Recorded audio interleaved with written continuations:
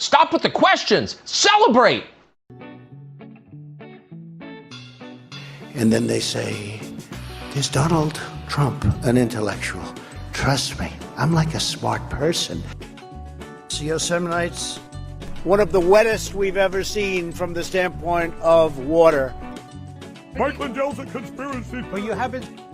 Person, woman, man, camera, TV. They said nobody gets it in order. It's actually not that easy, but for me it was easy. Amazing. He can't sit down. He's got a burning in his butthole. He's got a fire. He's got a flame coming out of his butthole. Big, massive dumps. Oh, I have a term for that. I call it corporate communism. Somebody sent me a thing this morning where they're talking about putting the vaccine into salad dressing. You see, this is a simple meme that you would find on the internet, but this meme is very real. You ain't seen nothing yet until you see the flaming butthole. Putting us on our knees to China. Now witness the firepower of this fully armed and operational battle station. It's not a salami sandwich. It's a viable baby in the womb.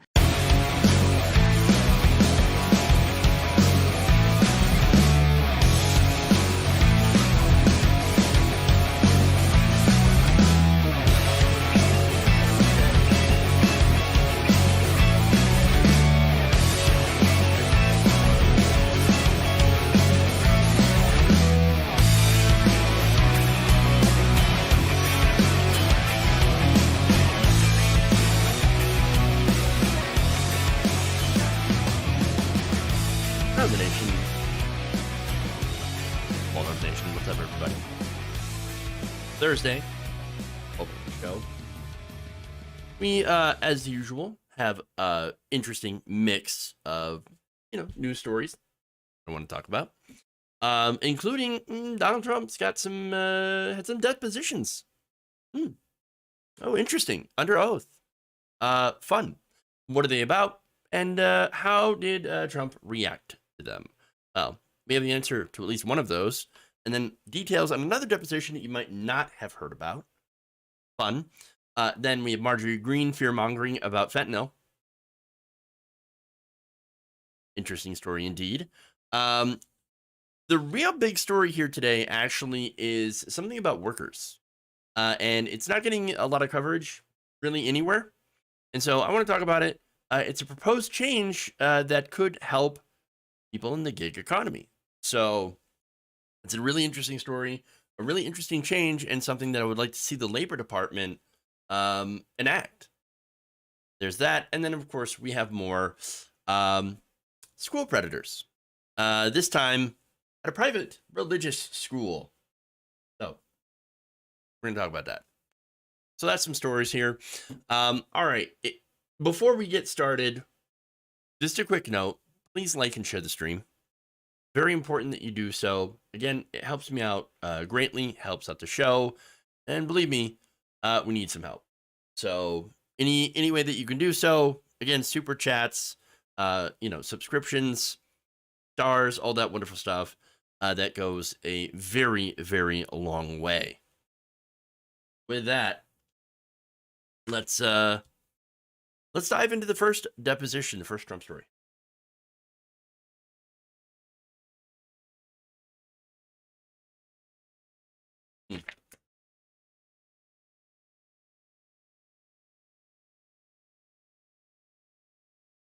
Former President Donald Trump has reacted to, the news of him having to give a deposition in the defamation suit by E. Jean Carroll. He had filed that. This is over some rape allegations that she had made against him. And of course, he had responded by defaming her character, allegedly, of course. Now, on Wednesday, Trump was deposed at Mar-a-Lago, and his response to it, of course, well, it just shows that he didn't take it very well. In fact, there was a pair of video clips that were posted to Trump's Truth Social account. Now, I do not have a Truth Social account. So I do not have the videos themselves, but here's a screenshot of Trump posting these videos. So now I'm going to explain what they are. Both of them center around a June 24th, 2019 interview with CNN's Anderson Cooper. These video accounts, again, are going after Carol, accusing her of course, lying for fame. One is an attack ad style video set to ominous music and featuring sinister effects and text commentary trashing Carol, explicitly referring to her accusation as a false claim. Now, the other one, as you can see, features Newsmax anchor Greg Kelly dissecting the same interview and basically calling Carol a lunatic. So now I know this is a defamation suit, not about the alleged sexual assault. Now, for the details about that, of course, here they are. Carol accused Trump of raping her in a New York City department store more than 2 decades ago, an allegation that Trump had since denied, and denies very, very strongly. So, look, this suit is about Trump coming out and saying she's a liar. She's not my. Now, I'll give you some of the statements, right? But first, he denied ever even knowing her, didn't know her, never met her.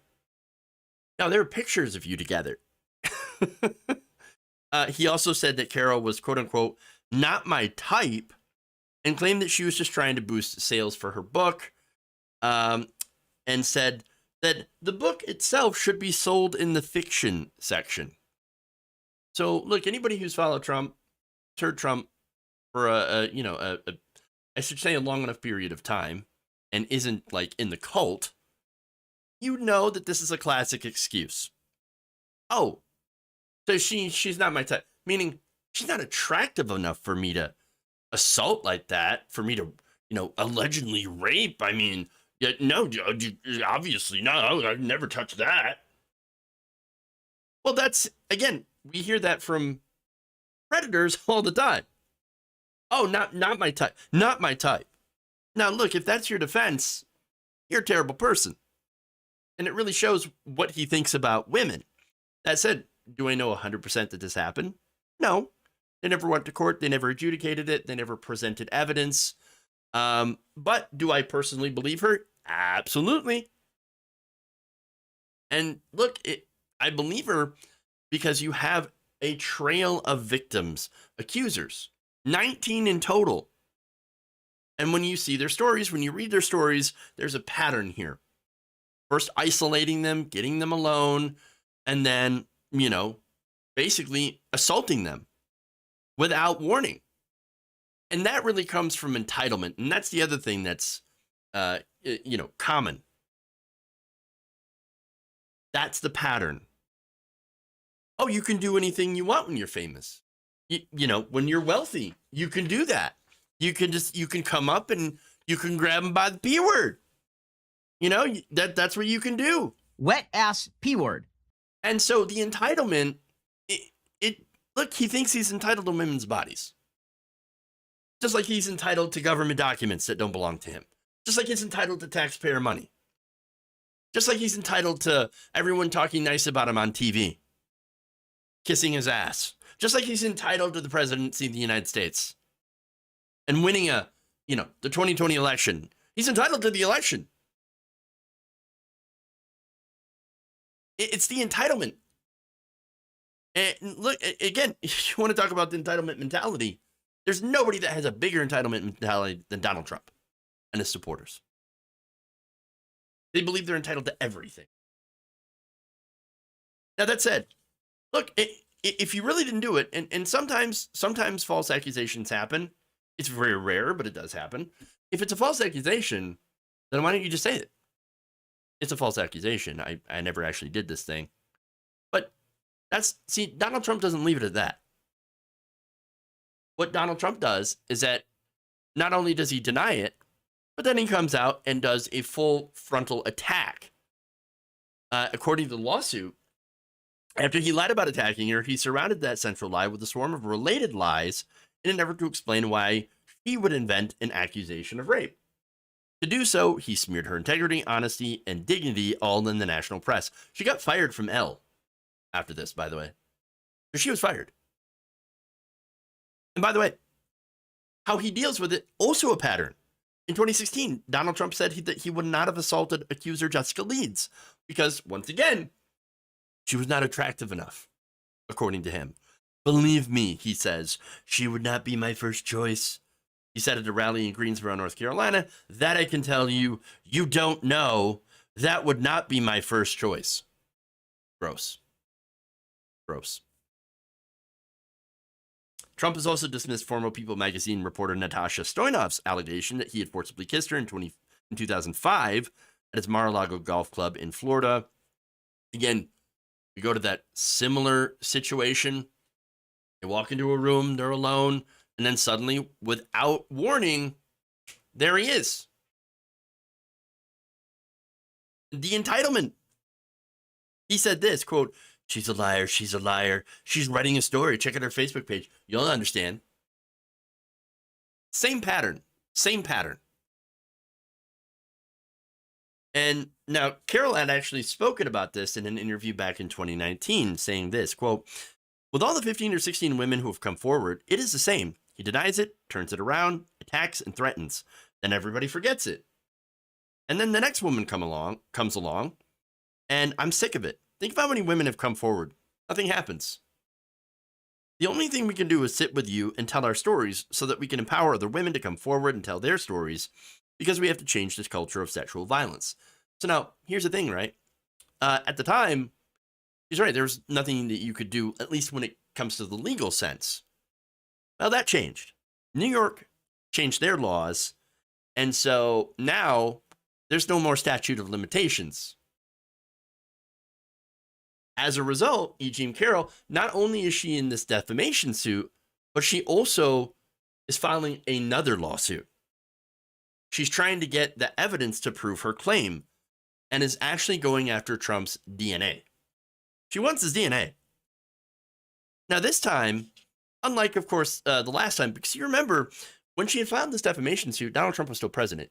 The Department of Justice, he got the Department of Justice to come out and say, oh, well, you know what? You can't sue the president of the United States because he was saying these things in his official capacity as president of the United States, and he's allowed to defend himself. That's what he got the Department of Justice to do. So he doesn't have that shield anymore, at least not at this point. There may come a time where he might get that back, and that's a very scary proposition. So Carol is wasting absolutely no time in getting this process started, and all I can hope is that the courts take this seriously. She can get that evidence and finally get a little bit of justice, along with all the other alleged victims.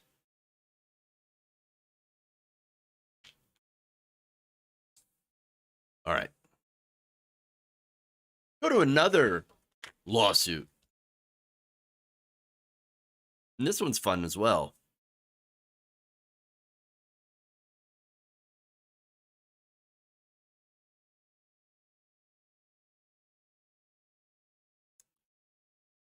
Former President Donald Trump had to give another deposition this week.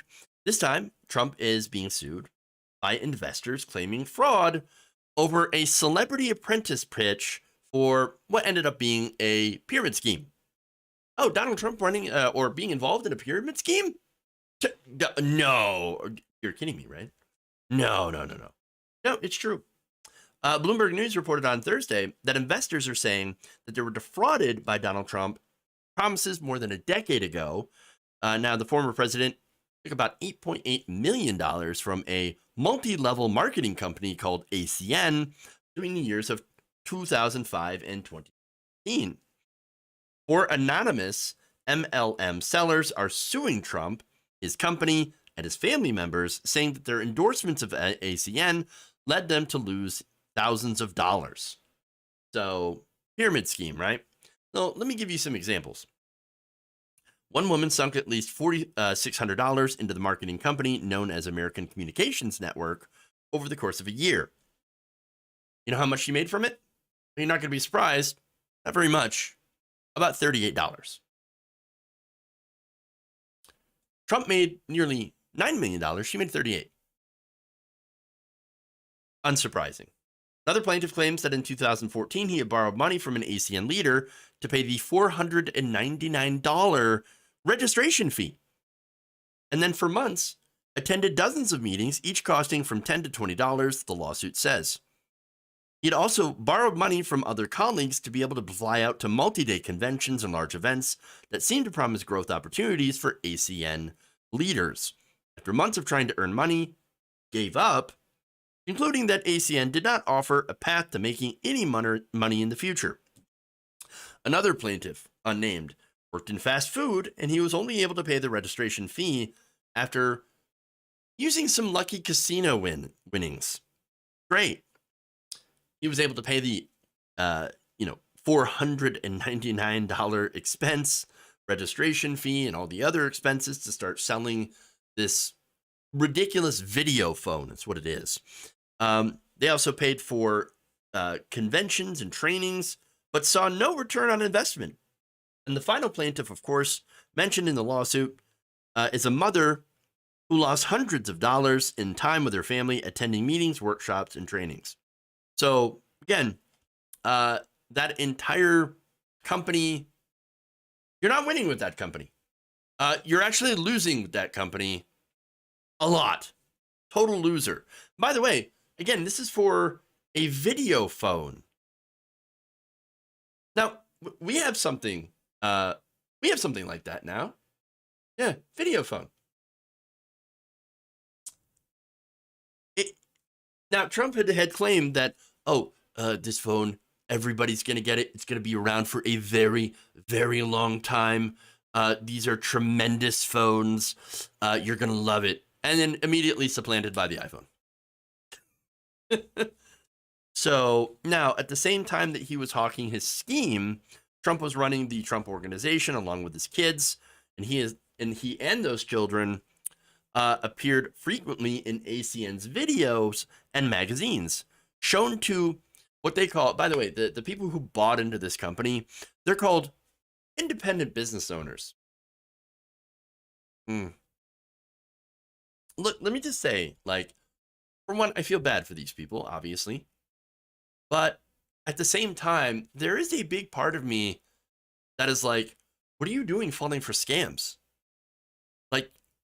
Did you not do the research? Did you not look into this? Do you not see an obvious scam being obvious? I know I'm a bad person because it seems like I'm blaming the victim here.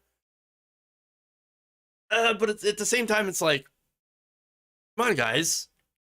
These things don't work. Pyramid schemes don't work. Any job that you actually have to pour money into in order to resell something? No. For another company, by the way, that is not a real job. Not a real job at all. Don't fall for it. Don't fall for it. I know. I'm a bad person for saying that. And look, Sonic Fear in the chat does say, scams target the most vulnerable and desperate people. And you know what? You're right. And I will absolutely get to that because I'll show you an example, right? But first, he and his family members, as I mentioned, were in these videos, right? And in the videos, Trump had made, according to the lawsuit, materially false and misleading statements, or lies, basically.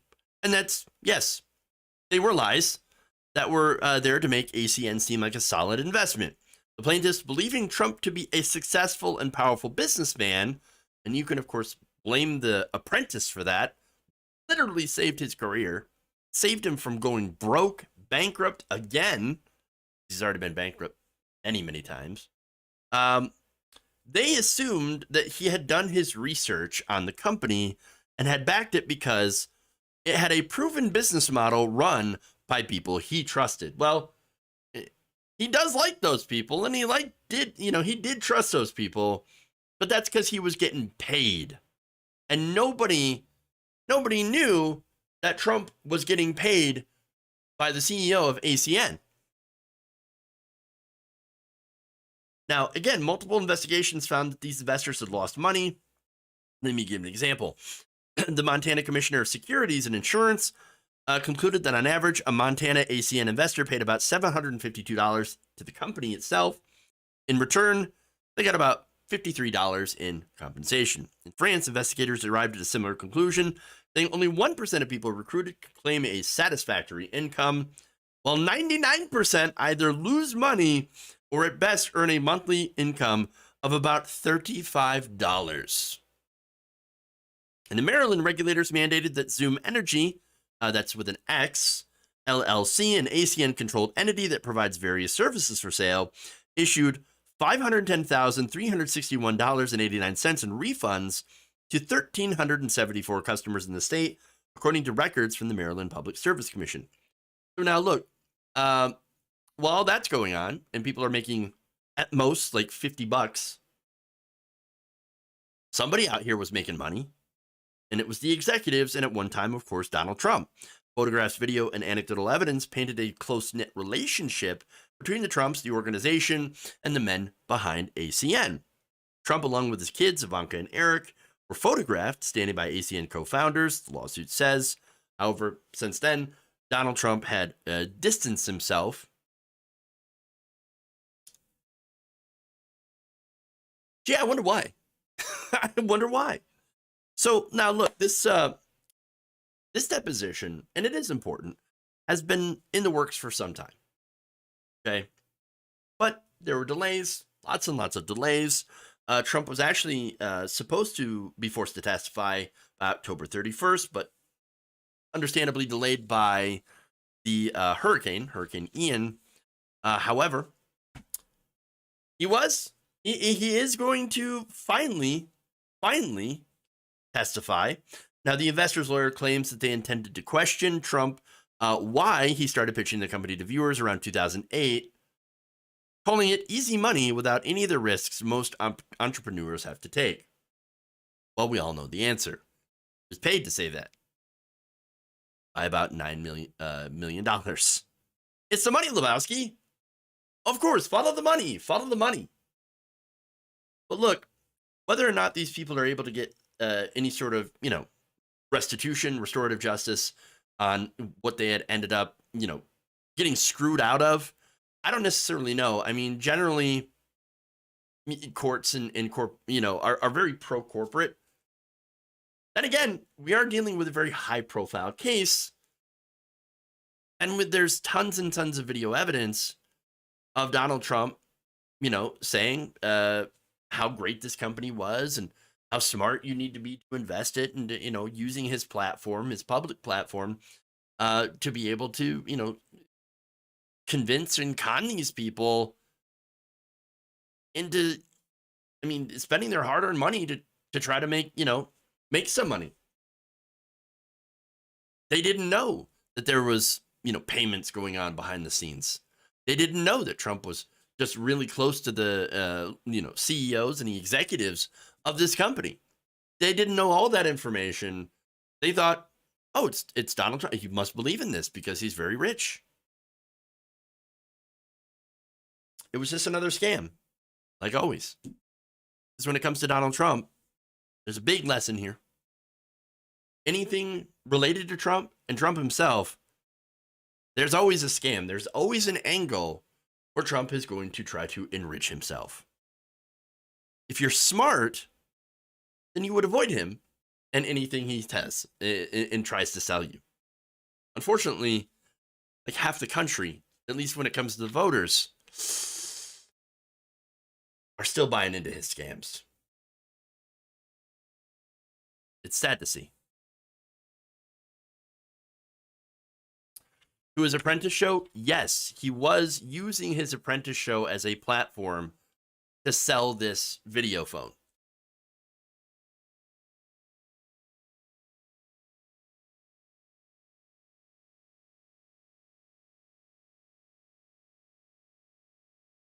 All right, so let's go to Marjorie Greene.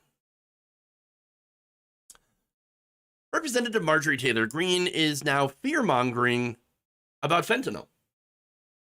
Now, in a tweet, Green had shared a screenshot of what appeared to be a group family chat.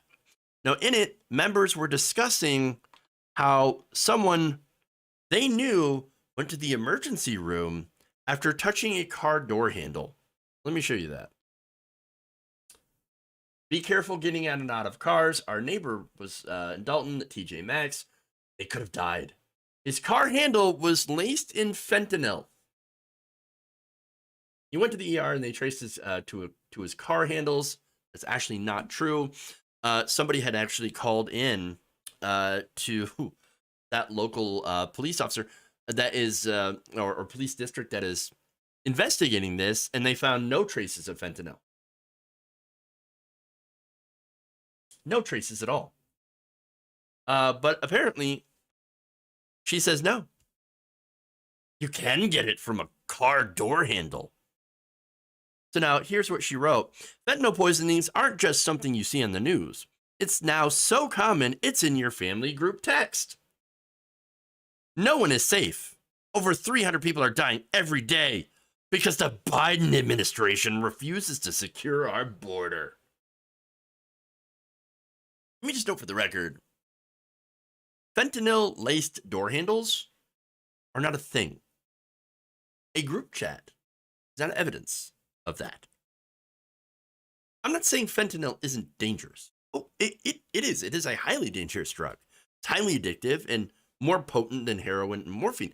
And there is an addiction crisis that's going on here. In fact, according to the National Institute of Drug Abuse, 59% of opioid-related fatalities involved fentanyl in 2017. So, look, it's fairly bad out there. So there's a real issue. Unfortunately, what you have here is members of the right wing taking this issue and spreading misinformation. Fentanyl cannot be absorbed into the body via unbroken skin. It can't. The only case in which it could be is if you were for several hours wearing a fentanyl patch or multiple fentanyl patches. That takes hours of exposure. In fact, Kelly E. Dunn, associate professor of psychiatry and behavioral sciences at Johns Hopkins University, told Newsweek, quote, "There is no empirical or clinical evidence that merely touching fentanyl would lead to an overdose or poisoning." She also says, an important context to consider is that fentanyl has been used in medical settings for decades. If this was a true risk, we would have heard about it at some point in the past. The fact that fentanyl is more potent than other opioids does not mean it can confer effects, euphoric, overdose, or otherwise, by simply touching it. I am comfortable stating that there is no credible evidence of this effect. What about the videos of police officers fainting, being near fentanyl? Well, Joseph J. Palomar, an associate professor at NYU Langone Health, weighed in on that and said this, quote, "Overdosing from touching fentanyl or merely being in the presence of fentanyl has been a myth for some time." No kidding. Quote, "We've been hearing a lot about this with respect to police officers being exposed. I don't think the cases we hear about officers overdosing on fentanyl by merely touching it are lies." All right. No, they're lies. They're absolute lies. Come on. He also says this, quote, "I just think that something else might have happened, perhaps psychologically."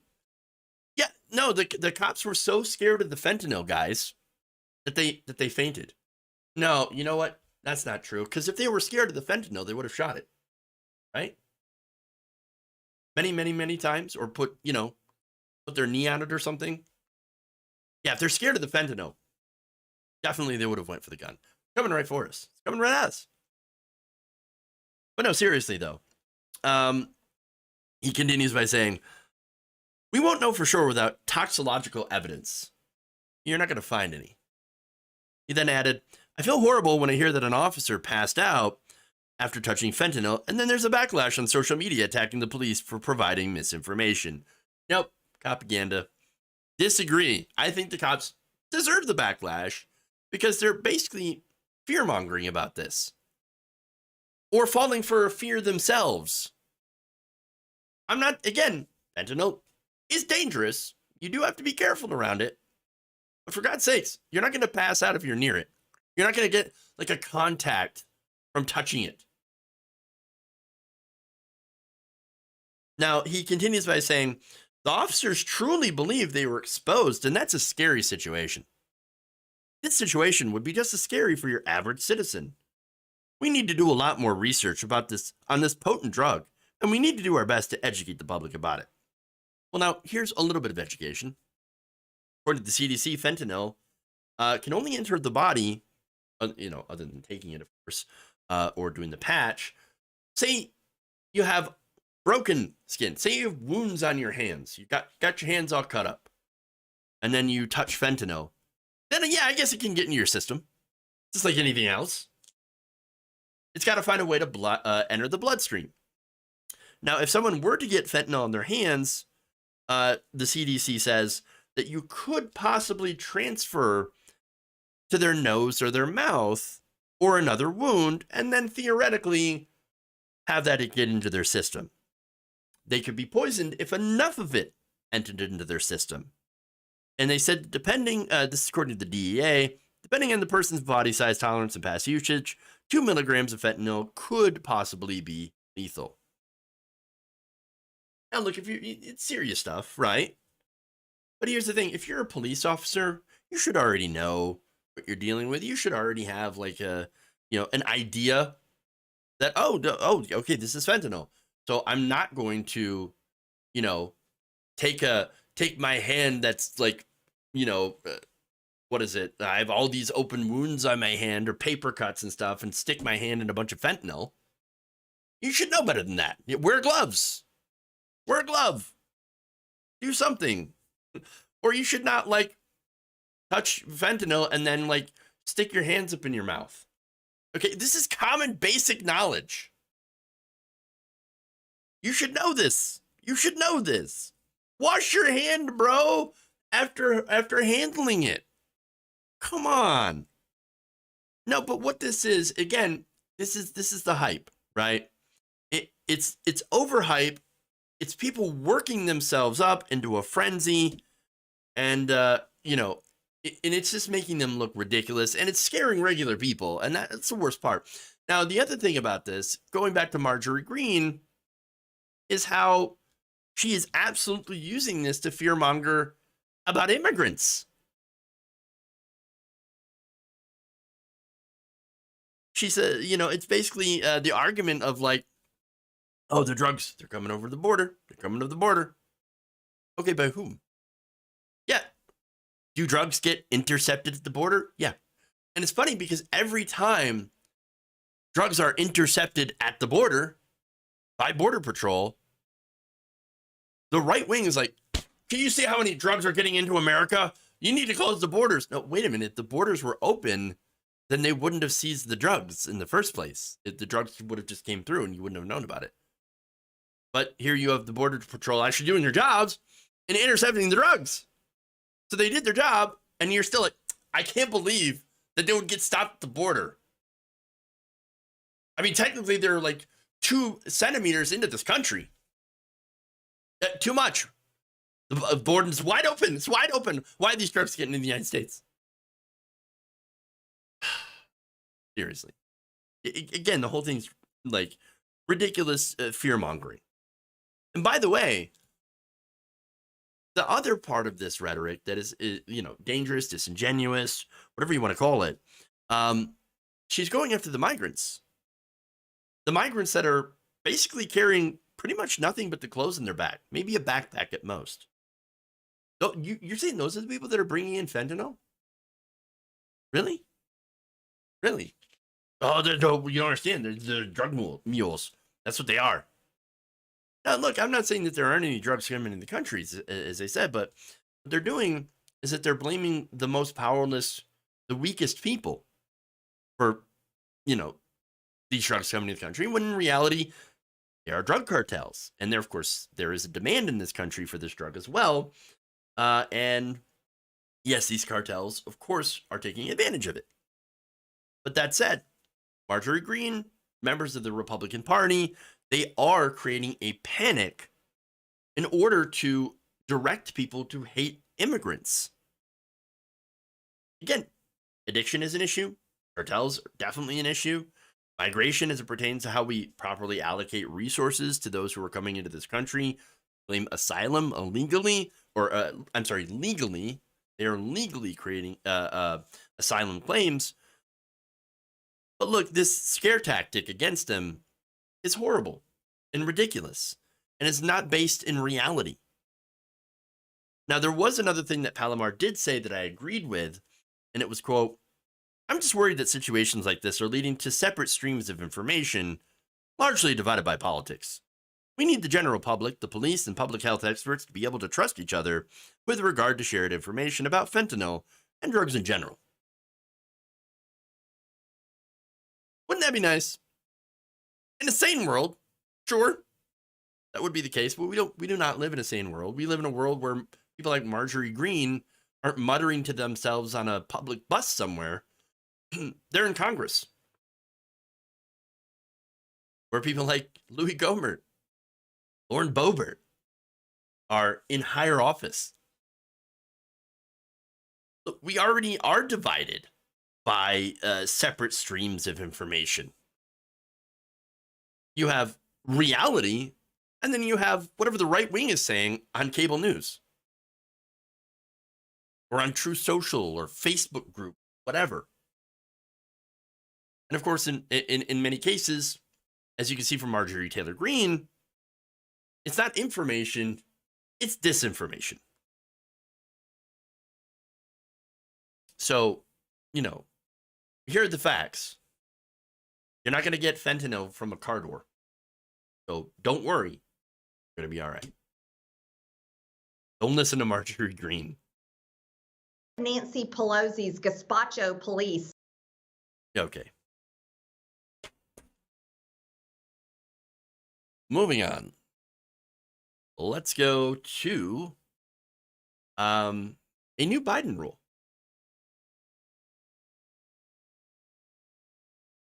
Interesting.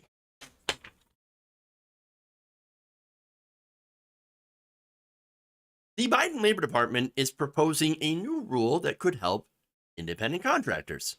Now, this rule, which will undergo a public comment period, would make it easier for delivery drivers, janitors, construction workers, and other independent contractors, like, for example, home health workers, be considered employees and get access to benefits. Now, again, that is important because these benefits include things like being able to get healthcare, health insurance, unemployment benefits, labor protections they currently do not have. For Statista, this would affect about 17 million independent contractors who worked full-time last year but received zero benefits from their employers. Now, again, it's a small part of the economy, the gig economy is, but still, there are millions of people. In fact, along with the 17 million, you also have about 24 million Americans that were occasional independent contractors. Now, the proposal would first overturn a Trump-era move and would then restore Obama-era standards for determining whether workers qualified as employees or independent contractors. So yes, are we going back to the status quo before Trump? Yes. Is that better than what we have now? Yes. Do we continue to need to move forward? Yes. Now, Secretary of Labor Marty Walsh said this in a statement, quote, "While independent contractors have an important role in our economy, we have seen in many cases that employers misclassify their workers as independent contractors, particularly among our nation's most vulnerable workers. Misclassification deprives workers of their federal labor protections, including their right to be paid their full, legally earned wages." So now, what are these classifications, right? So you got independent contractor and you've got employee, right? Basically, an independent contractor is somebody who works for a short period of time on a job that isn't exactly integral to your business model, right? So you're contracting them for a short period of time to do something specific, and then they're done. Doesn't make any sense to give that person like a pension. Okay. Now, that said, an employee is a long-term worker for a company, person, or small business that is integral to your business model. Now, when it comes to, for example, Uber, well, you're not going to have an Uber without the drivers. That's just not going to happen. And so, yes, I would consider them to be employees. Now, in my line of work, for example, you would need an editor and a producer, or all those things, right? So now, that said, getting into my line of work, I'm a contractor. I'm an independent contractor, with TYT. But at the same time, I also own my own brand. I run my own. I run all this stuff, and I do whatever the hell I want. And so, I don't have to do anything that they say I have to do. So again, it wouldn't make sense to consider myself an employee. More of a partnership, even though I'm technically, for tax reasons, considered to be an contractor. That said, the new approach taken by the Biden administration would include the skill required, the degree of permanence of the working relationship, and how much the worker personally spends on equipment and materials. Would also look at how integral the work is to the employer's business and whether it is carried out alongside of other workers, the company. In the case of Uber drivers, well, look at that. I would consider them, again, to be employees. Because what they're doing is they're obviously directly making Uber money. You're not using a vehicle from Uber. You're using your own vehicle. They're not paying for your gas. And what you're using is basically an app. But that app wouldn't exist without the drivers. And by the way, for that app, they take a cut from you, anywhere from 20 to 25%. They set the fees. They can penalize you for rejecting rides, for example, if you don't feel safe. So those are good reasons that those workers, those employees, should have some protections. Now, of course, the big argument that these companies use is that, well, their freedom, they have freedom, flexibility, freedom. You can be independent. You can work as much, little as you want. In fact, according to Nicole Moore, president of a labor group, Rideshare Drivers United, a group that has been working for years to form a union for drivers, she says, no, it is a fallacy that most drivers want to remain independent contractors. We want to be considered to be employees. Quote, there's nothing independent about how we do the work. The only right we have is to turn on the app when we want and turn off the app when we don't want to work. And obviously, if you don't work, you don't earn any money. So you're really, really pressured to turn on the app as often as possible. Moore said the Labor Department proposal was a step in the right direction, but expressed concerns about enforcement. She said, quote, look, this rule was in place when Uber and Lyft first started, but they had no intention of following it, and nobody enforced it. And look, that is an issue.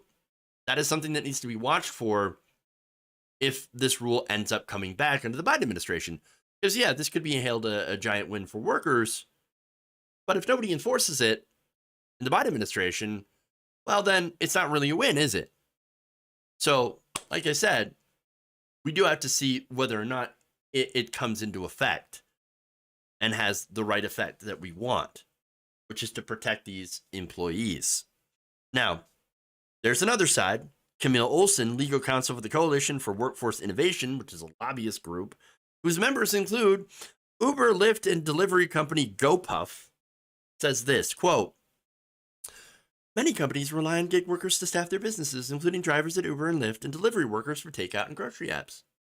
Freelancers also make up a big share of the workers in other industries, such as healthcare, construction, media, and professional services.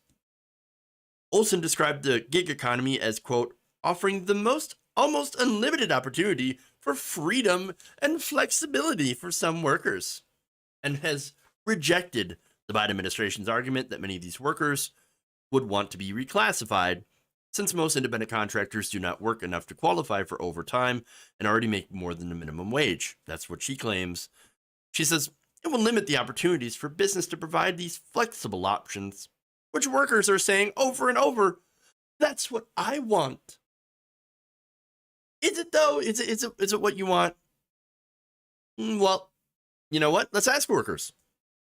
Oh, right, they did. According to a McKinsey Ipsos poll from last year, 62% of gig workers said that they would rather be permanently employed. And among immigrants and workers of color who disproportionately make up the gig workforce, sentiment is even stronger. Quote, 72% of Hispanic and Latino gig workers, 71% of Asian American gig workers, and 68% of Black gig workers say that they would rather be permanent or non-contract employees, as did 76% and 73% of first and second generation immigrants, respectively. So, Camille, what about that? Are you sure? Did you even ask the workers? No, here's who she asked. The boss. 70% of executives, mostly from large US firms, said that they plan to ramp up their reliance on contract and temporary workers, according to another McKinsey study from September of 2020. That's who she asked. Hey, do you guys want the workers? You want your workers to be, employees or gig workers? Gig workers, of course. Now, why would that be? Well, of course, it's the money. It saves companies billions of dollars. According to Business Week magazine, employers could actually save up to about 30% by hiring independent contractors versus standard employees. And it's because they avoid paying payroll taxes, unemployment insurance, workers' compensation, disability, as well as benefits that include pensions, sick days, health insurance, and vacation time. So, of course, it's the money. Now, not only that, but there's an added bonus. See, employers saw during the pandemic that taxpayers actually ended up having to subsidize unemployment benefits for the contractors that they laid off. Now, these companies are multi-billion-dollar corporations. They posted record profits and yet had not contributed anything to those funds on behalf of their workers. Taxpayers ate the entire bill. $80 million in pandemic assistance for about 27,000 Uber and Lyft drivers who had lost a major source of their income, if not their entire income. Again, if you're doing somebody, if you're doing something that requires you to hire someone for temporary work, like maybe around the office, you're going to be there for a couple weeks, project you're going to hire somebody on for, you don't need to set up a retirement plan for them, sure, but they're working for you on a constant basis, then yeah, you should be required to treat them as employees, offer them benefits and these protections. People like home health aides, for example, they should be covered by insurance. They should have protections. By the way, home health aides, and the reason I point this out is because, I have personal experience in this. My wife worked as a home health care aide, and I remember when she was working for a client, she ended up being sexually harassed by that client. Obviously, I was furious. Who wouldn't be, right? She ended up going to management. You know what they did? Pretty much nothing. They gave her a gift card. Here's a $25 gift card. Oh, and we told that person to stop sexually harassing you. Oh, right. No, she quit. That's the kind of thing that contractors deal with. And it's not just home health aid workers. It's also, again, Uber drivers. Many other gig workers that are not protected and end up having to quit when, they are either assaulted, sexually assaulted, or just exploited and underpaid. They get treated like garbage. So I do want to see this rule go through. I hope it does, and I think if it's enforced, yes, it will help strengthen worker protections. And then we should go further. We should do more so that we can cut down and eliminate the exploitation of workers.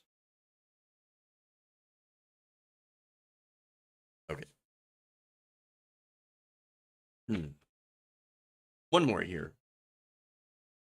Uber was a profiteering scam to shed labor costs away from the corporation.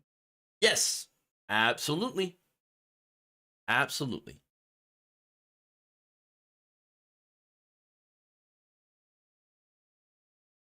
All right.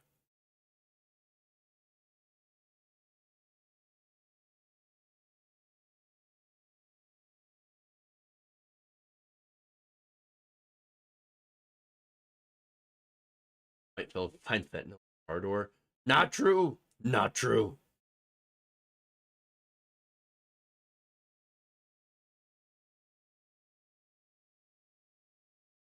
That's scandalous. A gift card for inappropriate sexual conduct. Yep, it happens to workers all the time, too. It's disgusting. All right. Speaking of sexual assault, a former Las Vegas Christian private school teacher is facing at least 12 different counts of criminal sexual conduct. This is a relation with having a relationship with a student. December 2021, former private school teacher David Penley was accused by a senior at Faith Lutheran who had told police that she had been consistently sexually assaulted by her then teacher. Now, the student said Penley had approached her and invited her to attend a mission trip with him and his students to Mexico. While in Mexico, Penley tried to get her basically isolated and tried to get her to know her on a more personal level. When the group returned to Las Vegas, Penley allegedly approached her and began whispering in her ear things like, "I love you." And when she obviously was very uncomfortable with this, she pulled away, and he had held her pretty much by force before finally letting her go. Other situations where this inappropriate conduct had happened was when he would text her and would badger her for a picture, right? She then sent him one just of her face. He then would make inappropriate comments about her and her breasts and how he wanted to grab them. In March of 2018, Penley had asked the student to come dog sit for him and his wife. Now, I mentioned he was married. Now, she agreed to do so, but when she arrived at his home, she realized it was just the two of them. And that, of course, was the first time where he had actually sexually assaulted her. And then he continued, according to police, to sexually assault the student over the next 6 months at multiple different locations, including the school itself, while telling her that he was doing it because he loved her and that God had made him that way. No. Man's a pedophile. Predator. But it gets worse. The victim told police that every time she had told Penley that she did not like what he was doing, he would get very angry and then say that, no, I'm doing this because I love you. And then at one point, he even said that the reason that he was often sexual with her was because his heart is connected to his penis. Ah, of course, that classic line. And when he loves someone, well, I mean, that just has effects on the penis. It makes it go up. What are you gonna do? What are you gonna do? Tallywhacker. Now, thankfully, the man is not teaching anymore. But it's actually not in relation to these allegations. No, it turns out he had other issues. Penley was fired for drinking on the job back in 2020. So he lasted 5 years. He was hired in 2015, fired in 2020, drinking on the job. Now, that's the thing. Since he was no longer at the school, she was no longer a student, that's when she was able to come forward. Now, when the victim had told Penley that she was uncomfortable about the situation because he was married and the school would find out, he allegedly told her that he was planning on divorcing his wife and that no one would believe her if she told anyone because everyone likes him and he knew how to bullshit his way to make people believe him, according to documents. Wow. So obviously not a good person, terrible person, predator. Now you want to talk about groomers in the classroom. Here's a good example. Now, of course, the same people that are freaking out right now about, oh, there's groomers everywhere. They're all in the schools. They're everywhere. They're not talking about the ones that are in the private religious schools, are they? No, I don't see it. No, the people that tend to scream the loudest about groomers in the schools, they're not actually going after real groomers, real pedophiles. No, they're going after gay people, trans people. There are actual real predators, like this person, who did take advantage of this power dynamic that he had in order to prey on kids. But are they, the same people, again, going after LGBTQ people in schools? Are they talking about this? No, they're talking about fake kitty litter boxes for furries. They're threatening, children's hospitals for offering gender-affirming care. That does not include surgeries for anyone under 18. Not happening. Now, if you want to find the real predators, you might want to look in the private schools. You might want to look in the churches. You might want to look anywhere where it's demanded that, you give complete and utter loyalty and subservience to any authority figure. That's where you're going to find the most predators. Because it turns out that, predators flock to power. And it turns out that religion, well, it's set up in a way where one person tends to have a lot of power.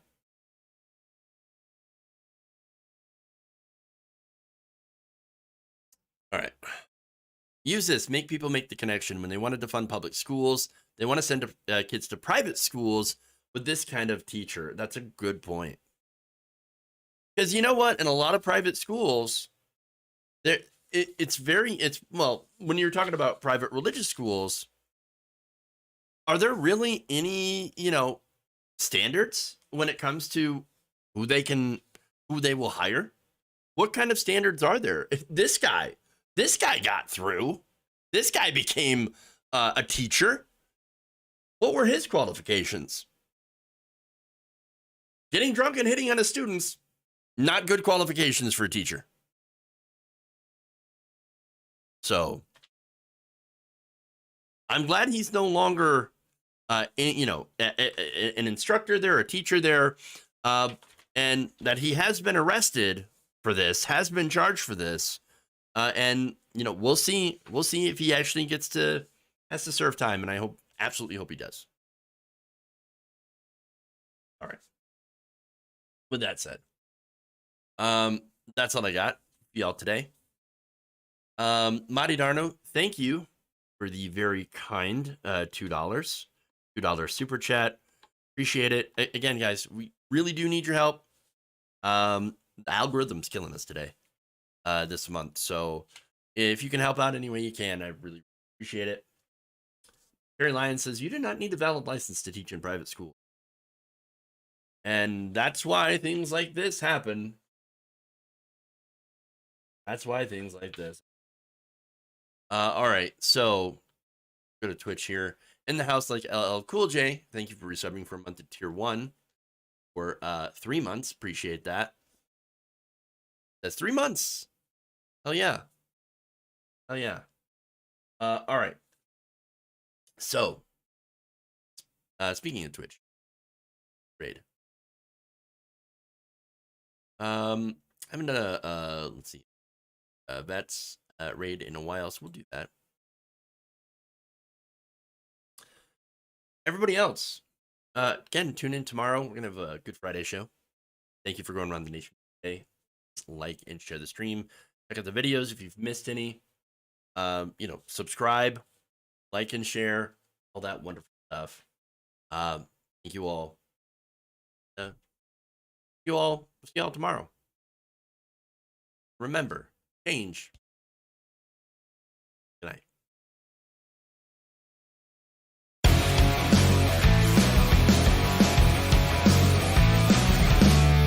sexual anarchy? Peachtree dish. Well, I do not consent.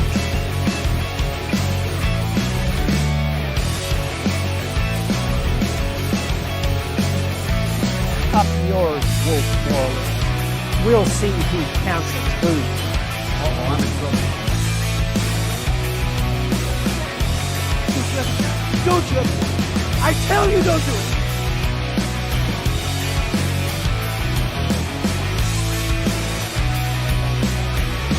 We'll do it live. You're kicking me out the door. You're kicking me out the door. Disappointed.